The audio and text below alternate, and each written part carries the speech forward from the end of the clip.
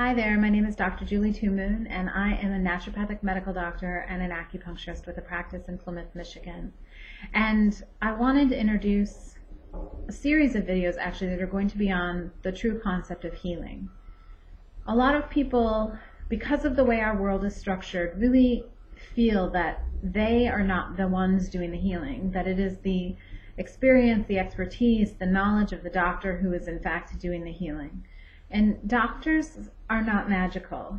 We weren't inducted into some secret club where we learned all the magical secrets of the universe. We are people who have studied science in most cases. We've studied methods of application of remedies in the natural world, remedies mostly, looking at nutrients and the use of herbs, but it's really no different than the science behind the application of pharmaceuticals. It's the same science, just applied differently. We weren't given keys to some secret stronghold of knowledge. We were given tools to be able to identify patterns.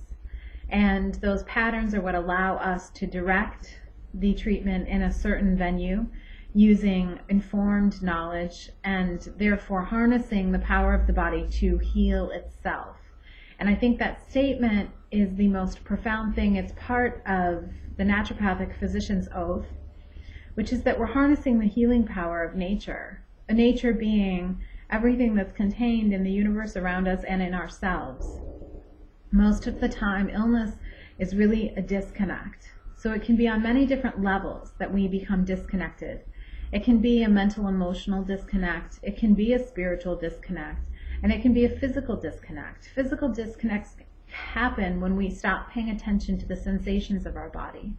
A lot of people walk through life saying, I rarely experience pain. I don't get sick until I'm near death. And we've also been trained to think along those lines. If you look at how many over-the-counter pain medicines are sold every day in this country, you can see that in general it's a population in a lot of pain. Antacids are another category. It's a population in a lot of discomfort. But that discomfort has been remedied by methods that pretend it doesn't exist. And this is a form of physical disconnect. That is, the body is sending up a warning flag saying, I have a problem, I need assistance. We, instead of responding with action, we respond with suppression. Healing must accomplish the task of removing the suppression and acting on the source, and that's what good doctors do. That being said, as individuals, we all have this ability, because it is our intent and desire to reconnect whatever has become disconnected that actually spurs the healing. So on a physical level, activities that allow us to begin to reconnect and therefore establish proper healing practices are things like meditation, Qigong, Tai Chi, yoga, walking outside, spending time sitting on the ground outside, on the bare ground, in the grass, in the summer walking barefoot, swimming in rivers, swimming in lakes, swimming in the ocean. These are things that reconnect us to the rhythms of the physical realm so that things that are stuck on our physical plane can begin to be mediated. The same thing goes for foods. When we become so disconnected that we no longer experience adverse symptoms from eating a McDonald's hamburger, our body is dramatically impacted.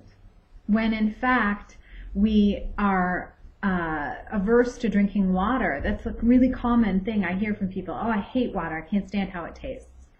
When we become averse to drinking a substance that makes up 70 to 80% of who we are physically disconnected. And that's a connection that needs to be reestablished. It should be imperative.